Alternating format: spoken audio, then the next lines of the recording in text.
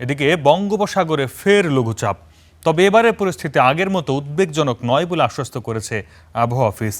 জুলাইয়ের প্রথম সপ্তাহের মতো টানা ভারী বর্ষণের শঙ্কা আপাতত নেই।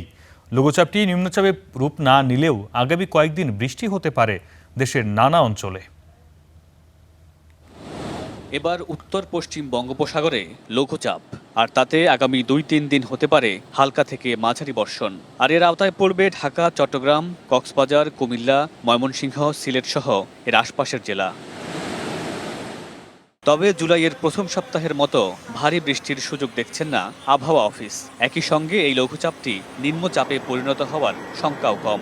জুলাই যে ধরনের ফার্স্ট উইকে যেমন এক্সট্রিম রেইনফল হয়েছে, যেটা আমরা আগে বলেছিলাম ৬ থেকে ১৩ তারিখের মধ্যে, ওই রকম হবে না। যে বৃষ্টিটা হবে, ধরেন বেসিক্যালি এই সময় তো ধরেন বর্ষাকাল, আর জুলাই মাসে এমনি বেশি বৃষ্টি হয়।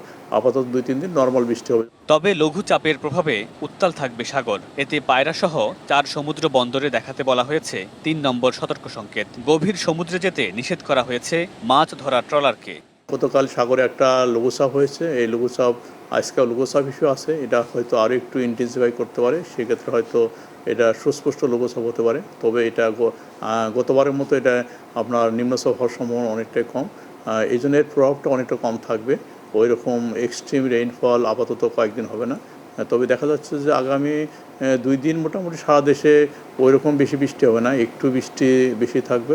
বিশেষ করে আপনার সিলেট, ময়মনসিংহ এবং রংপুরের দিকে একটু বাড়বে গ্র্যাজুয়ালি এটা। আর দক্ষিণ অঞ্চলে ওইভাবে আপাতত ৩-৪ দিন বৃষ্টি বাড়বে না। মৌসুমি বায়ু সক্রিয় থাকায় মাঝে মধ্যে বৃষ্টি হলেও টানা বর্ষণে বড় জলাবদ্ধতার শঙ্কা কম বলেও জানানো হয়েছে। মামুনুর রশীদ পনেল, স্টার নিউজ, ঢাকা।